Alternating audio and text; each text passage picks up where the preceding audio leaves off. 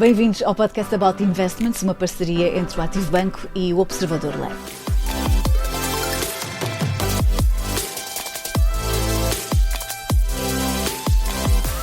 Porque o Ativo Banco é um banco que simplifica, vamos fazer isso mesmo, vamos simplificar temas complexos, vamos transformar temas que impactam a vida financeira de empresas e empreendedores em conversas claras e simples. Lá está, simples é a tónica desta conversa. O meu nome é Ana do Carmo e nos outros microfones estão o Nuno Lima da Luz, presidente da Associação Portuguesa de Blockchain e Criptomoedas, e o Bernardo Mota Veiga, que é engenheiro físico. Bom dia aos dois. Muito bom dia. Bom dia. O tema deste episódio é Bitcoin, inovação ou especulação. Nuno, começamos por si. Já todos ouvimos falar em Bitcoin. A questão é que parece-me que nem todos sabemos exatamente o que é isto da Bitcoin. Consegue-nos explicar de que é que estamos a falar quando falamos de Bitcoin? Sim, de uma maneira muito simples, tentando ser simples, obviamente. Bitcoin acaba por ser, na definição legal... Há várias definições que podem ser dadas. Se pegarmos na definição legal que temos hoje em dia, Bitcoin acaba por ser uma representação digital de um valor, neste caso, que pode ser transferida e armazenada eletronicamente utilizando um tipo de tecnologia muito específico. Uhum. A legislação ou a lei chama-lhe tecnologia de registro distribuído, ou Decentralized Ledger Technology. Isto trocado por miúdos é o vulgo blockchain, que já ouvimos falar. No fundo é uma rede informática que assenta em cópias, ou seja, há vários nós, vários computadores interligados, sob a internet, obviamente. Cada um desses nós guarda uma cópia exata de todos os ativos que estão nessa rede, todas as transações que são feitas. No caso da Bitcoin, isso depois é garantido sob a forma de transformação de energia elétrica em poder computacional, para garantir a segurança dessa rede e que as transações são bem feitas, que existe essa conservação também da prova dessas transferências, enfim. No fundo, Bitcoin, do ponto de vista jurídico, é traduzido daquela maneira que eu disse, portanto, uma representação digital de valor que é armazenada eletronicamente na rede blockchain. De um ponto de vista da indústria, Bitcoin acaba por ser aqui uma espécie de, como é que eu ia dizer, de energia elétrica conservada no tempo de maneira digital também. Pode parecer um bocadinho mais abstrato, há várias definições que podem ser dadas, mas eu diria que essas duas podiam ficar retidas na cabeça dos ouvintes. Ou seja, mas é uma moeda digital, podemos resumir assim. Bitcoin pode ser usado nas várias perspectivas, um bocado como o ouro. Pensemos o ouro podemos comprar uma barra de ouro e guardá-lo, não é? E ficar debaixo da cama, à espera que valorize, por força de inflação, ou seja, os bancos centrais imprimem mais moeda, os ativos reais valem mais, porque quer dizer, há mais moeda em circulação. Isto é uma coisa simples de Cruz Marshall. Como há mais moeda em circulação, as coisas que são deflacionárias ou que existem de uma maneira mais escassa tendem a valorizar mais, porque, enfim, há mais moeda em circulação. Bitcoin pode ser entendido como uma barra de ouro que fica guardada debaixo da cama, pode ser entendido como moeda eletrónica peer-to-peer, que pode ser transacionada entre duas pessoas, pode ser utilizado também dessa maneira, a conservação de energia. Estou a transformar energia elétrica e a guardá-la sob uma forma de uma bateria que pode ser transacionada entre pessoas, pode ser entendido assim também. Ou seja, há vários ângulos, depende daquele que a pessoa depois olhar e quiser dar, obviamente, a Bitcoin, mas pode ser várias coisas. Então, e que diferença é que há entre a Bitcoin e outros tipos de moedas? Porque sabemos que há outros tipos de criptomoedas. Qual é a diferença entre elas? Há várias diferenças. Bitcoin, quer dizer, depois também depende um bocadinho da perspectiva que lhe damos. Bitcoin tendo sido a primeira solução, resolvendo problemas que já vinham de trás, dos anos 60, 70, 80, e ideias que havia, desenvolver um meio de troca de valor digital, porque já havia troca de informação com a internet, mas havia esta necessidade de haver uma troca de valor digital que também fosse imune à censura de terceiros, que não as partes que estavam envolvidas no processo. É um sonho antigo dos cypherpunks e de pessoas assim um bocado mais libertárias, que não confiam muito em governos ou estados ou poderes centrais ou demasiado centralizados. Bitcoin tendo sido a primeira solução efetiva e que funcionou para resolver este problema, que era a eventualidade de poder haver uma duplicação desse valor, porque quer dizer, de uma forma muito simples, toda a gente pode criar um PDF, não é? A partir de um documento Word, cria um PDF.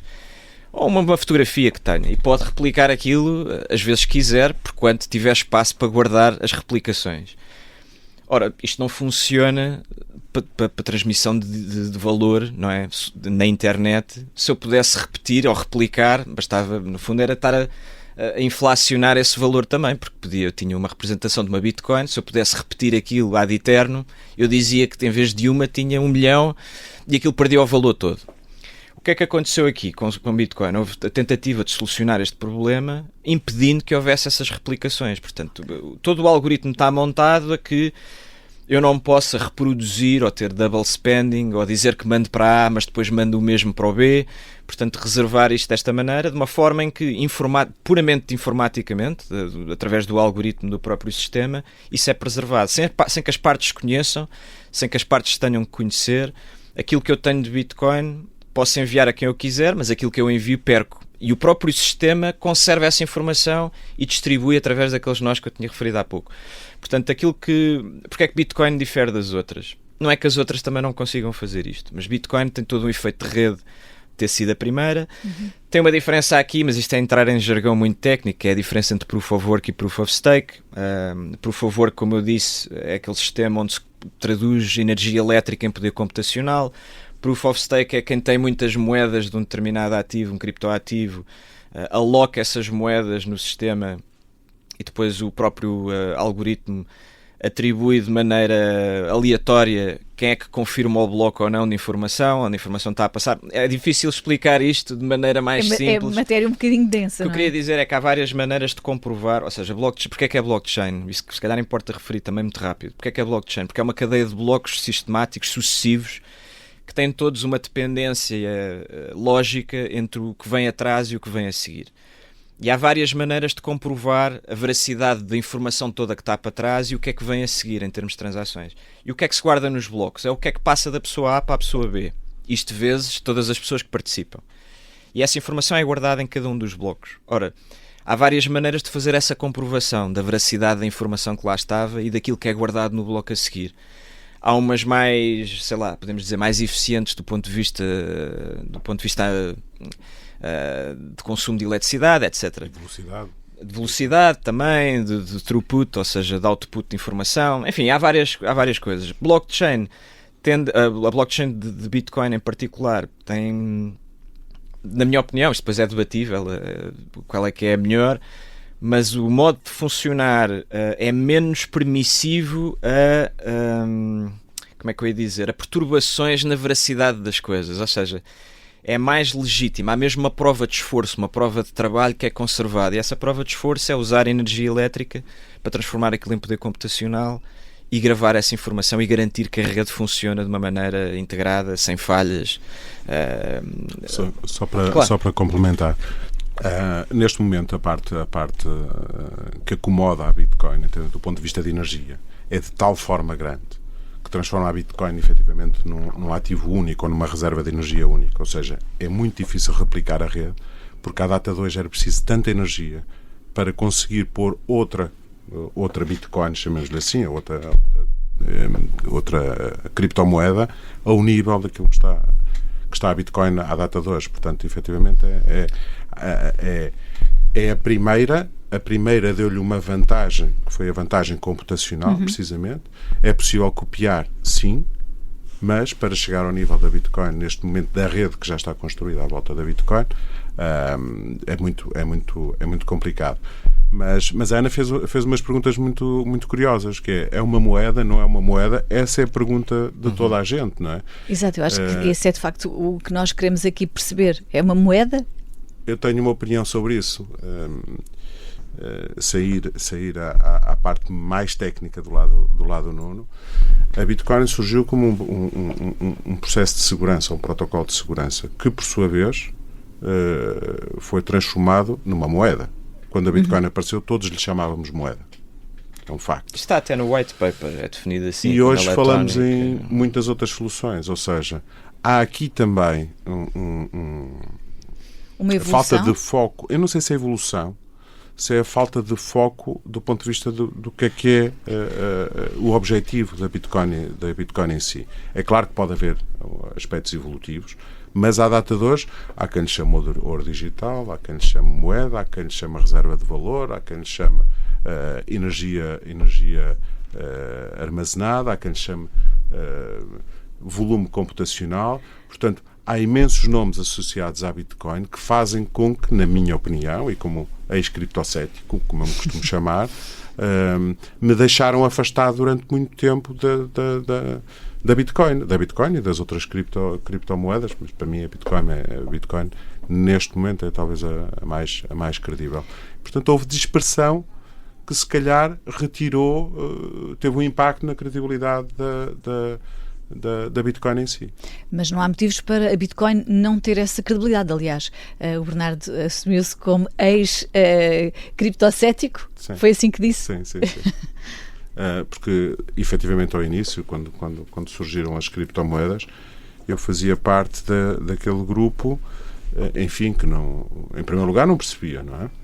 Portanto, demorei tempo a tirar tempo para estudar o assunto.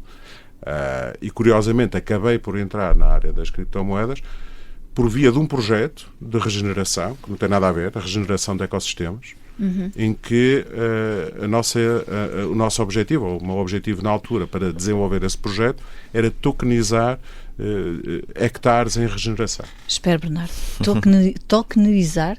Vai-me ter de traduzir isso por outras palavras. Na realidade um token acaba por ser uma componente ligada precisamente à blockchain que estava a falar o Nuno, do ponto de vista de segurança, e portanto é um processo que impede, digamos assim, a replicação ou a cópia ou a duplicação é um processo de segurança que implica a duplicação, digamos, do mesmo ativo, neste caso, o ativo que para mim são hectares. E, portanto, a blockchain, certo, como o Nuno explicou bem... Se eu puder acrescentar, só para se calhar ajudar aqui a explicar. Eu há pouco dei a definição jurídica que vem no Regulamento de Mercados em Criptoativos, aqui da Europa e tudo mais, a definição jurídica de criptoativo. Aquilo que o Bernardo estava a dizer, no fundo, é representar digitalmente um direito sobre ou melhor, uma representação digital de um direito real. No fundo, se calhar é uma parcela de terreno. Sim. Essa é uma outra narrativa, está um bocado desligada aqui do Bitcoin nesse sentido, mas é outra narrativa que está muito em voga e que vai estar cada vez mais em voga por uma série de razões. O mundo hoje caminha nesse sentido, que é o dos real world assets, ou ativos do mundo real, para diferenciar daqueles que nascem e morrem digitais, que é o caso da Bitcoin. Portanto, aqui o que é que acontece? Estamos a colocar, para aumentar se calhar a democratização de acesso a esse tipo de ativos, também a sua transferabilidade, a atomização das trocas entre o pagamento e a compra e a venda, em vez de ser T+3, demorar 3 dias a fazer o settlement e a passar a receber o dinheiro e enviar o ativo ou a representação desse ativo para quem o comprou, é tudo feito atomicamente, portanto é todo T0, é no momento. Aqui o que se está a falar agora é de tokenização de instrumentos financeiros tradicionais, tokenização de ações, tokenização de warrants, de bonds, do SITs, enfim, o mundo está a caminhar aqui numa via paralela, que é usar a tecnologia blockchain, esta tecnologia de registros distribuídos, de registro distribuído, para garantir ou preservar coisas que já fazíamos com papel ou com outros sistemas tradicionais. Também, na realidade são certificados, por exemplo. Sim. Esta parte da regeneração, eu estou ligado à área das energias, no fundo não anda muito longe daquilo que são as garantias de origem para depois emissão, certo, de certificados de carbono. Portanto, nós chamamos de certificados, no âmbito blockchain chamamos de tokens. Então, vamos tentar perceber uma coisa que é justamente o tema deste episódio, deste podcast. Bitcoin, afinal de contas, é inovação ou é especulação? Se calhar começo por si, Bernardo. Eu não tenho muitas hesitações, é de facto inovação. Portanto, a Bitcoin trouxe muitos aspectos. Eu defendo que a Bitcoin não é, digamos, o produto final. Portanto, podemos depois ir mais longe nisso. Eu defendo que a Bitcoin, efetivamente, será um produto que originará a posteriori outras commodities que serão elas próprias o produto final. Podemos falar, por exemplo, no caso do ouro, o que é o ouro em si? O ouro é uma reserva de valor sobre o qual no passado eram emitidas notas. O petróleo aconteceu exatamente a mesma coisa e a prata aconteceu a mesma coisa. E, portanto, a minha interpretação da Bitcoin é não só na parte da inteligência artificial, acho que vai ter um papel fundamental, mas não a Bitcoin diretamente, mas o que derivará da própria Bitcoin. Portanto, sou daqueles que defende que a Bitcoin será efetivamente uma reserva de valor, ao qual o subproduto pode ainda nem sequer estar tão massificado quanto se calhar seria de esperar ao fim destes anos, mas para um ativo ser uma reserva de valor, efetivamente tem que amadurecer, tem que ter a parte regulatória, tem que ter a aceitação das entidades financeiras. Eu não sou daqueles que acham que a Bitcoin deve andar paralelo ao sistema financeiro. Acho que deve estar completamente integrada no sistema financeiro, e quando isso acontecer, acho que vão aparecer uma série de subprodutos, já começam a aparecer agora, e esses sim depois vão acabar por digamos, dar à Bitcoin, digamos, o lugar que merece, digo eu. Ou seja, Nuno, faz sentido para um investidor ter Bitcoins na sua carteira de investimentos? Bom, eu não estou registado na CMVM como sei lá, eu não posso dar esse tipo de aconselhamento. No meu caso, posso falar de mim, se calhar, em vez de estar a dizer que toda a gente devia ter Bitcoin, mas no meu caso eu tenho... Faz sentido investir em Bitcoin? Para mim faz todo sentido. E para o Bernardo também faz sentido? Faz. Eu tenho outra forma de investimento. Então vamos primeiro perceber eu devo dizer aqui, ou seja, se calhar invertíamos aqui um bocado os papéis nessa medida, porque eu acho que Bitcoin não só é inovação, a inovação é evidente, mas eu também acho que pode ser especulação. Especulação no melhor sentido da palavra, porque eu acho que hoje em dia fala-se em especulação sempre no lado pejorativo. Mas especulação faz especulação com tudo, não é? Tudo o que se compra hoje barato para vender amanhã mais caro, com a expectativa de ter aqui algum ganho financeiro. Todos os investimentos são especulativos em certa medida, se utilizarmos a verdadeira definição de especulação, não é? Agora, o que é que se fala? Quando se fala em especulação, parece que há aqui um mercado cambista obscuro de comprar e ganhar ali uns trocos, enfim, dá-se sempre aqui um cariz à palavra especulação que eu acho que é errado. Especulação, por definição, é projetar o futuro, não é? Exatamente, eu estou a especular. Eu especulei que amanhã vai chover, quer dizer, com os dados que tenho hoje, acho que vai chover, mas quer dizer... Mas evidentemente é isso. Especulação tem um lado positivo, que é, eu compro hoje alguma coisa barato, no sentido de estar a investir hoje barato, para amanhã, na expectativa, para especular que o futuro amanhã me permitirá vender aquele ativo num preço mais elevado. Porque é que Bitcoin aqui é bom, como é o ouro, por exemplo? E o ouro, quer dizer, são 20 ou 30 agora, se calhar uns 30 trilhões de market cap, ou de capitalização de mercado. Bitcoin é tudo o que o ouro é, nessa perspectiva. Pronto, não dá para fazer bijuteria, nem pôr em placas de som, para reduzir a impedância, pronto, que é uma característica que o ouro tem enquanto metal. Mas quais é que são as vantagens comparado com o mundo antigo, onde o ouro sempre serviu para fazer moedas? Que é muito mais fácil transacionar partes pequenas de uma Bitcoin. Eu não preciso ter uma Bitcoin. Eu posso comprar 10 euros de Bitcoin. Não preciso comprar uma Bitcoin inteira.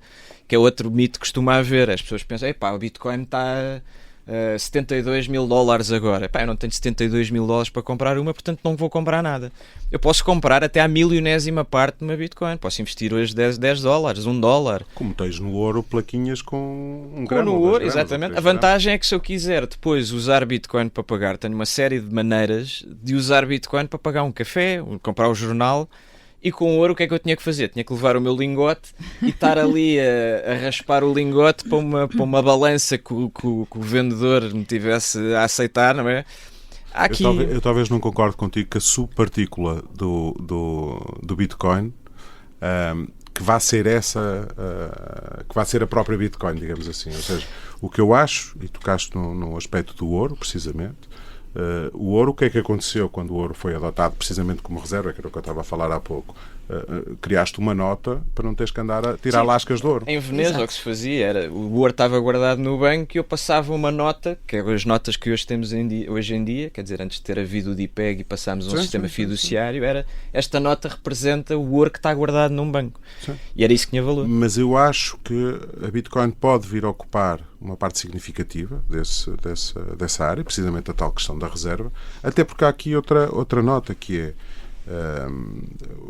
o ouro, a prata deixou de ser reserva de valor quando se industrializou, porque já foi. Teve o papel, Teve o papel do ouro antes do ouro. Em Inglaterra, até o Banco de Inglaterra. E, portanto, quando se industrializou, começou a ser usada na indústria, deixou de fazer sentido guardar prata quando ela fazia falta na indústria. E, portanto, essa foi uma das razões para a evolução. O ouro é a mesma coisa, ou seja, nós hoje, portanto, nos últimos 2, 3 anos, temos tido um aumento exponencial da necessidade de chips. E cada chip tem entre 5 a 8% de ouro. Ou seja, daqui por muito poucos anos, todo o ouro produzido não vai ser suficiente para fazer chips. Significa que, das duas uma, ou vão para as reservas, ou vão ter que minerar mais ouro.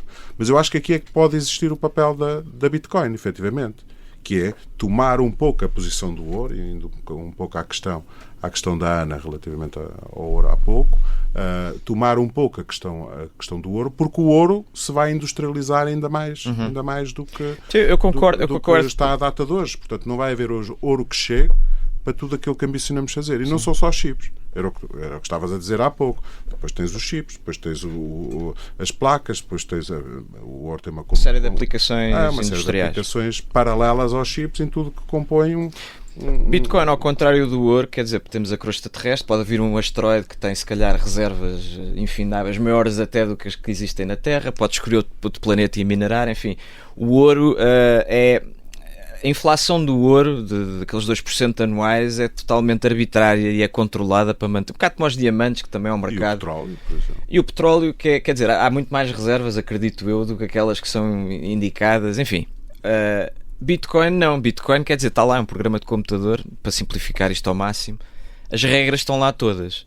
Não é por haver mais ou menos mineradores que eu posso criar mais ou menos Bitcoin daquela que está já programada desde a sua concepção para haver a cada 10 minutos. E a cada 10 minutos, quem está a minerar, isto 4 em 4 anos muda, reduz para metade. A cada 10 minutos há um minerador que acerta, porque pôs mais energia elétrica para garantir a comprovação daquele bloco e recebe agora, são 3.25 bitcoins.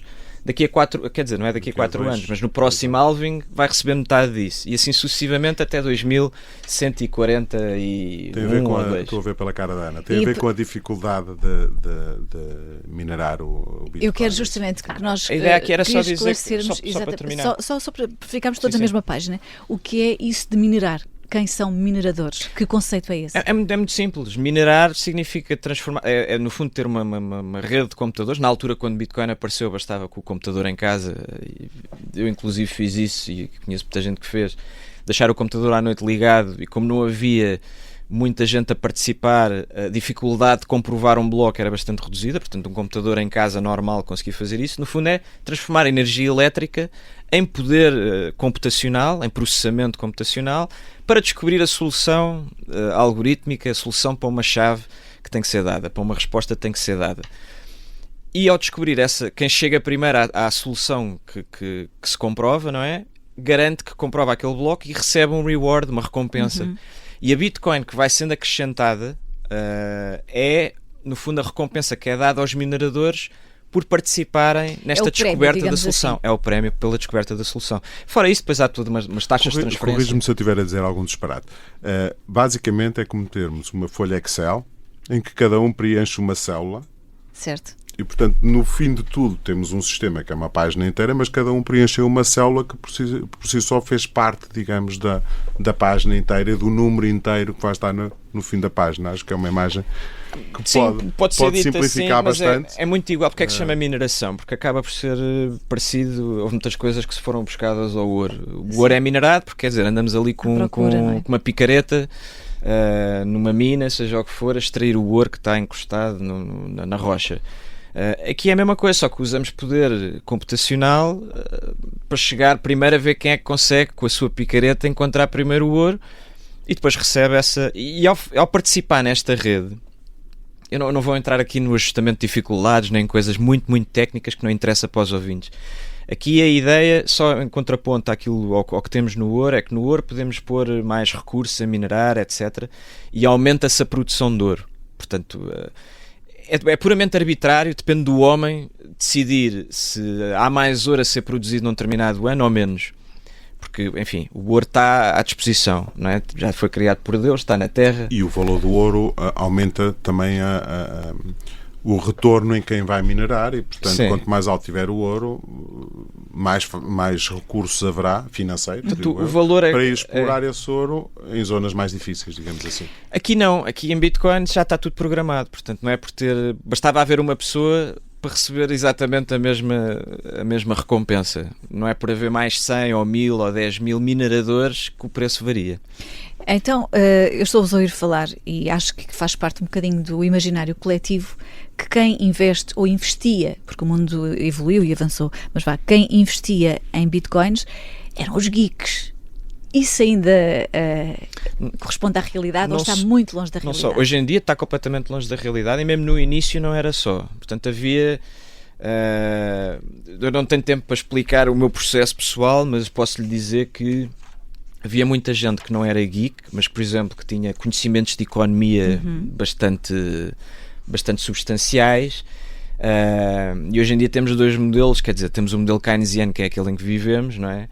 E há a Escola Austríaca de Economia. Depois os ouvintes quiserem, é só para dar aqui ferramentas para depois as pessoas investigarem por si só. Portanto, temos a Escola Austríaca de Economia, o Keynes, o Mises, o próprio Rothbard, que têm perspectivas bastante diferentes daquele modelo de económico ou de teoria moderna monetária onde vivemos hoje em dia. E, portanto, inicialmente eram pessoas com conhecimentos profundos em economia que se dedicavam também... Havia várias pessoas envolvidas Bitcoin. aqui. Havia os cypherpunks que eu já referi, portanto, eram pessoas que, quer dizer, não confiam nos Estados, nos governos, etc. E queriam ter uma maneira não só de trocar informação encriptada, mensagens entre eles, sem haver aqui perigo de alguém estar a ver uma conversa que não deveria. Há direito à privacidade, que é um direito fundamental de qualquer cidadão, qualquer ser humano. Mas havia também aqueles que queriam ter este tipo de moeda também. Uma moeda puramente deflacionária, que não tivesse à mercê de mais impressão de dinheiro ou menos impressão de dinheiro, que não tivesse à mercê de bancos centrais. Portanto, que fosse puramente como o ouro já foi há muitos anos atrás, antes de começar a ser desvirtuado também sucessivamente.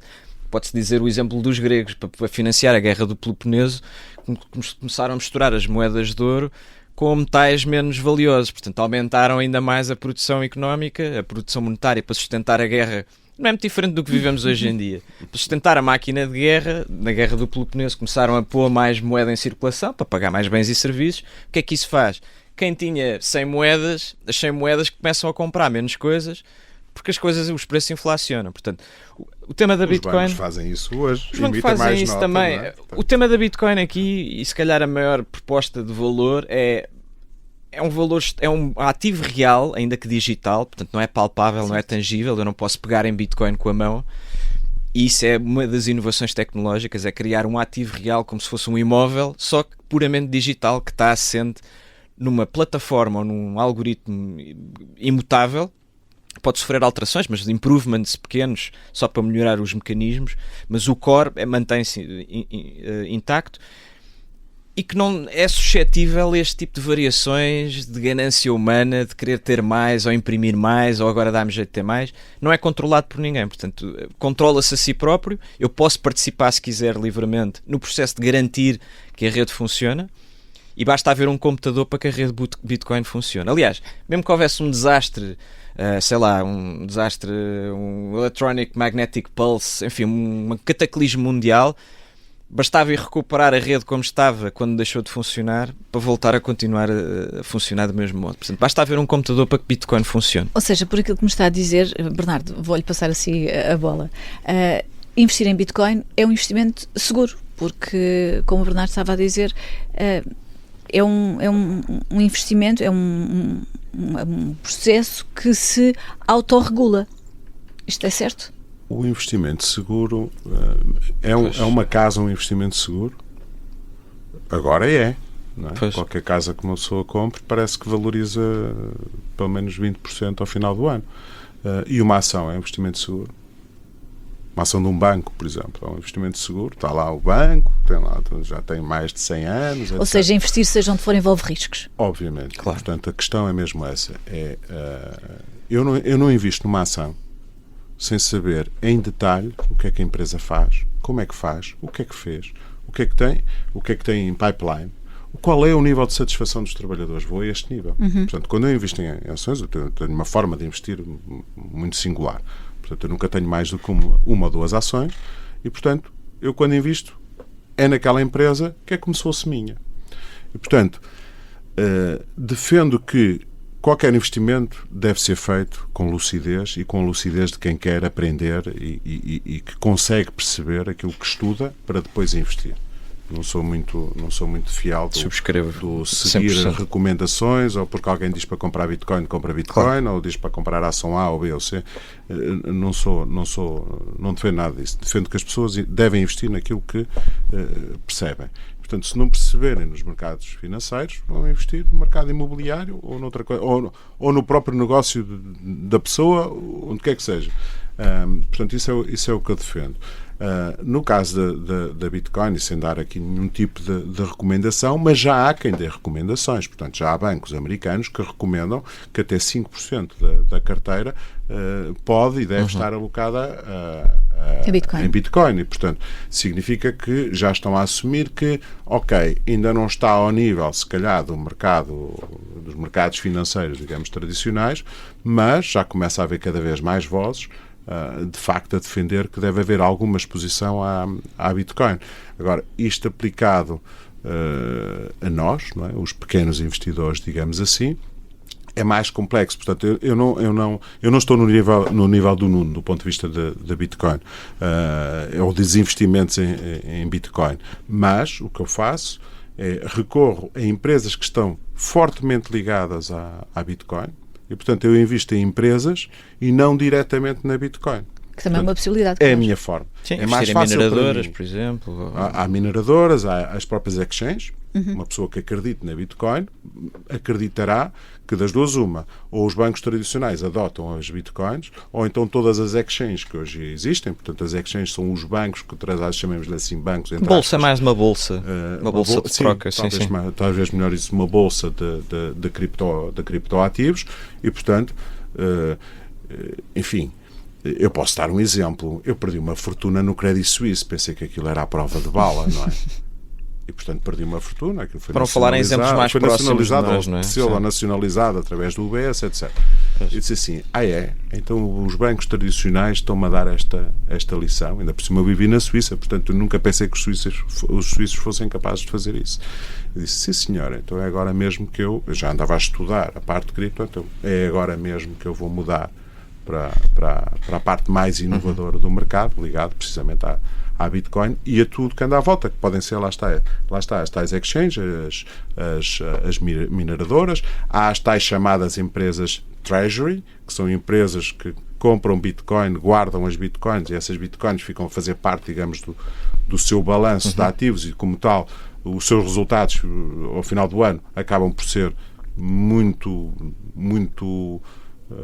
correlacionados, digamos, com a evolução da própria Bitcoin e, portanto, uma pessoa estuda o assunto, estuda a Bitcoin, foi o que eu fiz, e disse, bem, com base na Bitcoin, eu não quero ter as Bitcoins no meu bolso, não quero ter numa pen drive, Claro. não é a minha forma de investir, não tenho nada contra, mas não é a minha forma, e, portanto, eu uso o canal tradicional /banca, e, portanto, para usar a banca, compro ações, mas podia comprar ETFs, por exemplo, ligados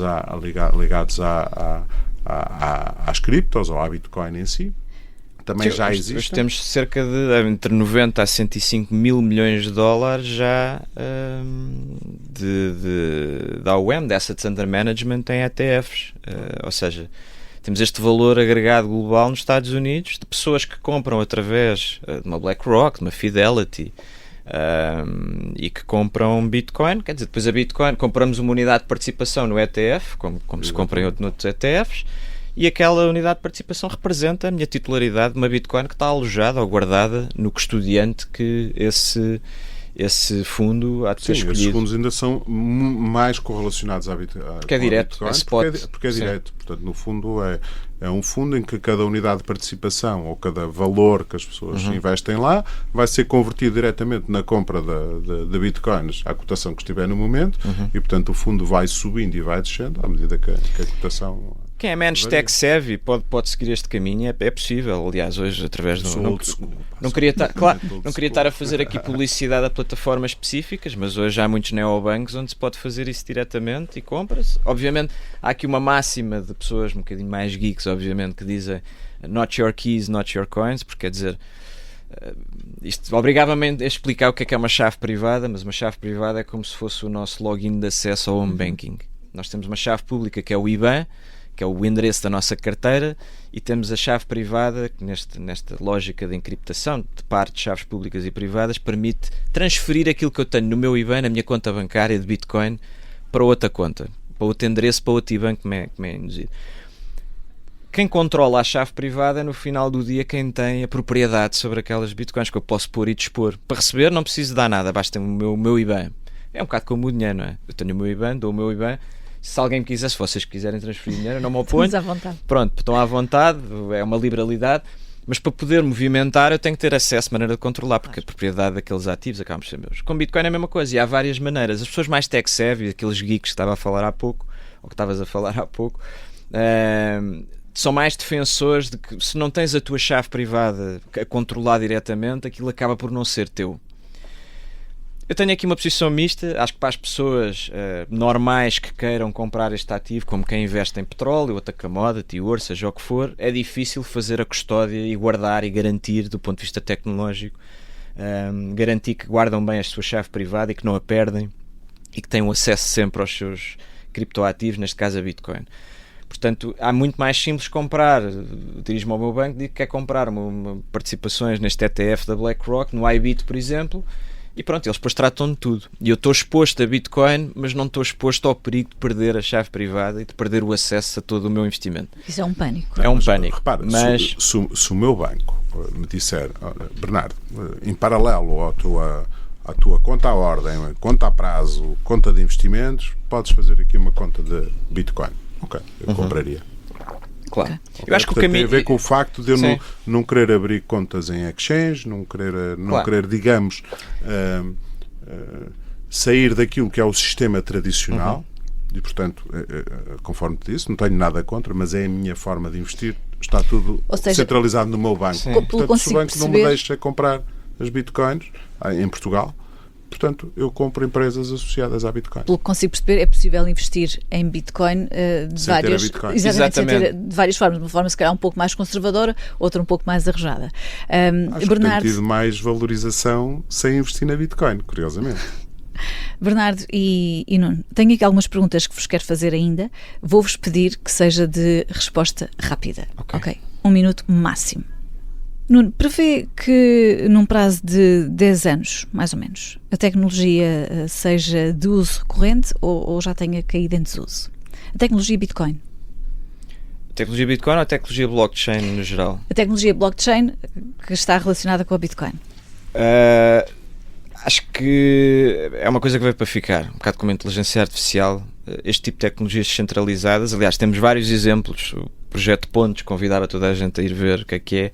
É um projeto que está a ser desenvolvido aqui na União Europeia também, onde se usa a tecnologia blockchain para substituir o sistema o Eurosistema nas transações, no sistema Target, que é o que permite que possa haver trocas entre bancos, entre bolsas, entre bolsas de valores, etc., de dinheiro, de moeda eletrónica, de tudo o que existe que está no Eurosistema.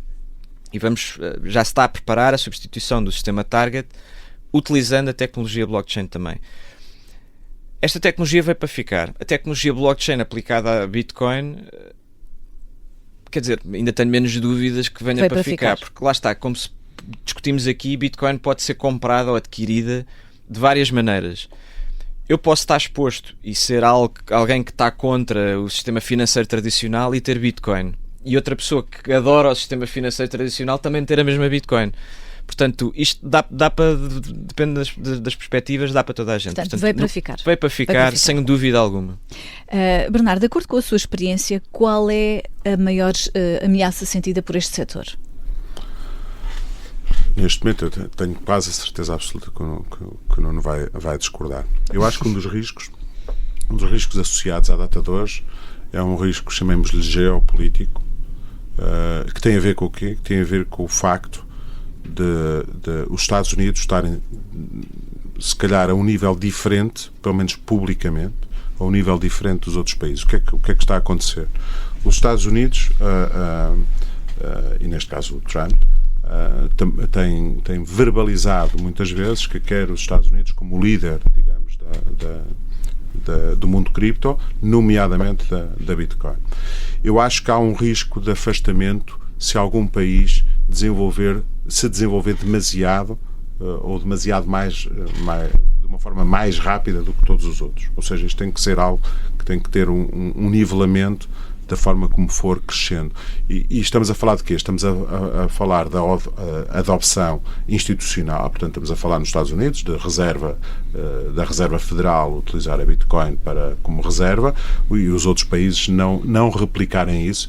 O que é que acontece? Se o ativo ficar sempre num país, todos os outros países saberão que a valorização desse ativo vai levar lucros de valorização para um país onde eles podem não querer que esteja essa valorização. Esse é um dos riscos. Depois há o risco também de discurso, na minha opinião. E tem a ver com o discurso maximalista. Eu acho que tem sido um dos travões, à data de hoje, para a própria Bitcoin. Ou seja, temos dois opostos. Há quem, de facto, defenda acerrimamente a Bitcoin e há quem se oponha verdadeiramente à Bitcoin. Cada um com os seus argumentos, uns porque dizem que é só para bandidos, os outros porque dizem porque não há outro mundo financeiro possível de imaginar e, portanto, estamos ainda muito extremados. Acho que este extremo, se não houver uma convergência, digamos, e se não encontrarmos investidores que se possam pôr no meio ou utilizadores que se possam pôr no meio, nos quais eu até me identifico como mais ou menos equilibrado na forma como analiso esta questão, corremos o risco de, se do lado extremado estiverem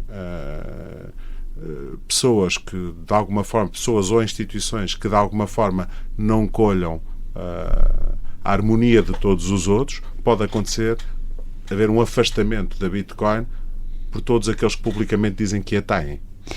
Nuno, eu queria perguntar-lhe justamente isto. A regulação que existe, ela ajuda ou trava a inovação? Bom, é uma ótima pergunta, porque acho que eu não queria ser o advogado aqui da sala, mas sendo advogado, eu acho que a resposta depende, sim. Eu diria que aumenta a exposição institucional a este tipo de ativos, porque dá outra credibilidade e outra segurança. Por exemplo, o regulamento MiCA aqui na Europa, ou o regime piloto de LTs também, ou seja, o mercados em criptoativos, no fundo vai regular como é que quem quer estar nestes mercados, estas bolsas de valores, de trocas de criptoativos, como é que tem que cumprir e como é que pode operar, garantindo também uma proteção do investidor no final do dia. Vai dar alguma credibilidade ao sistema também, em vez de ter, sei lá, uma coisa montada por 3 ou 4 amigos e dizem que aquilo é uma bolsa e depois há problemas como houve com o FTX, por exemplo, com o Sam Bankman-Fried nos Estados Unidos.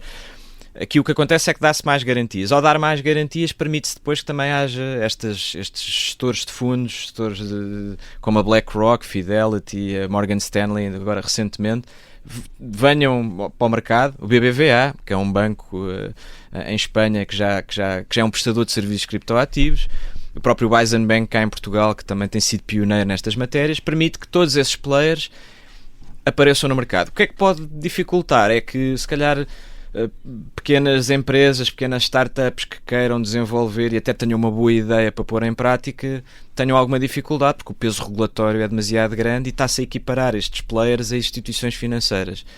Os mesmos níveis de requisitos prudenciais, comportamentais, tudo mais, que pode dificultar, se calhar, um player mais pequeno, como temos tido até aqui, que permitiu este boom de inovações, de soluções diferentes, umas boas, outras más, que vão sendo testadas e descartadas pela própria economia de mercado. O que é bom subsiste, o que é mau desaparece, e é assim que deve ser, na minha opinião. Não é o Estado a intervir em tudo e a pôr a mão em tudo.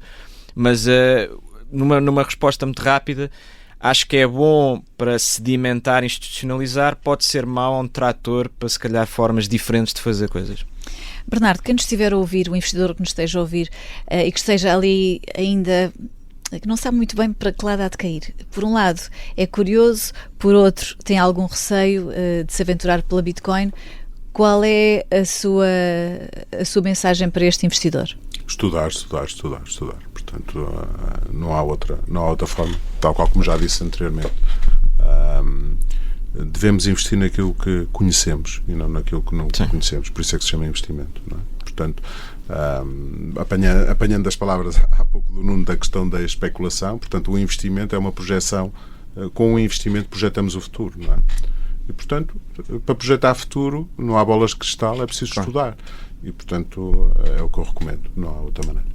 Eu subscrevo, só para ficar bem claro, sim, estudar é essencial, em tudo na vida, mas aqui em particular.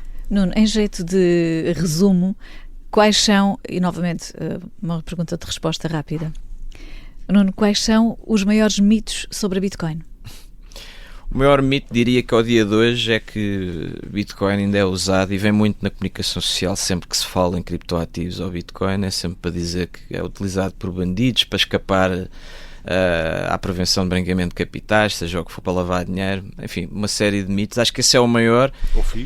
Ao fisco também, e é completamente absurdo na medida em que, lá está, quem estuda e percebe como é que funciona, Bitcoin, na sua proposta no white paper de Satoshi Nakamoto, nunca foi proposto, para além de ter sido proposto como moeda eletrónica peer-to-peer, portanto entre duas pessoas diretamente, foi também proposto de uma maneira pseudónima e não anónima. O que é que isto significa? Que se eu tiver algum elemento que me liga a uma determinada carteira, toda a gente sabe que aquela carteira é detida por mim. Todas as transações que estão em Bitcoin, ou diferentemente do que acontece no sistema bancário financeiro, onde eu posso saber que aquele IBAN é meu, mas não sei o que é que lá está, eu, exterior, terceira parte, sem ser o banco e a pessoa que tem a conta no banco, eu não faço ideia de quanto dinheiro é que está naquela conta. Com Bitcoin isso não acontece. Portanto, eu sabendo o IBAN da pessoa, a carteira, o endereço público, a chave pública, nesta parte de chave pública e chave privada, eu consigo aceder não só ao que a pessoa tem naquele momento, como tudo o que está para trás e tudo o que virá para a frente em termos de transações. E daí a parte do pseudónimo. Daí a parte do pseudónimo. Se eu sei que aquela carteira em determinado momento é sua, ou do Bernardo, eu sei tudo o que o Bernardo fez relacionado com Bitcoin e tudo o que vai fazer para a frente relacionado com Bitcoin. Portanto, é absolutamente transparente e é péssimo para branquear capitais nessa perspectiva, porque, enfim, está tudo público. Vou dar um exemplo ainda mais simplista. O que é mau do ponto de vista da privacidade também, mas é outro tema. Mas lá está, tem a questão do pseudónimo que de alguma forma protege a sua privacidade. Protege se a pessoa não quer interagir com algum elemento que o permite identificar ao associar àquela carteira. Portanto, é uma faca de dois gumes nesse sentido. Fala-se na obscuridade, mas efetivamente é o mais transparente. Mas para dar outro exemplo, isto é o mesmo que ter aqui uma nota de 10 euros, receber a nota de 10 euros que o Nuno me deu e eu consegui ver onde é que aquela nota passou. Exatamente. Desde o momento em que foi criado. Claro. Portanto, daqui por 50 anos eu consigo saber onde é que aquela nota passou, se esteve aqui, se esteve em Portugal, se esteve na carteira do A, do B, do C. Bem, neste caso não há propriamente geolocalização da nota, digamos assim, mas do ponto de vista de carteiras eu consigo saber exatamente por onde é que ela passou. Não há nada mais transparente do que isto, não é? Bernardo, Nuno, muito obrigada pela vossa disponibilidade, pelos vossos conhecimentos, pelos vossos insights neste tema que é super atual e muito, muito relevante.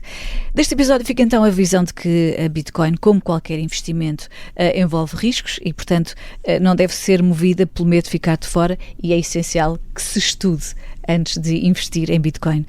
Nuno, Bernardo, obrigada por terem vindo aqui a este podcast e, assim sendo, chegamos ao fim do podcast About Investments, uma parceria do Ativo Banco com o Observador Lab. Obrigada por nos ter acompanhado e pode continuar a fazê-lo nas plataformas de podcast. Também pode ouvir na Rádio Observador e no site em observador.pt.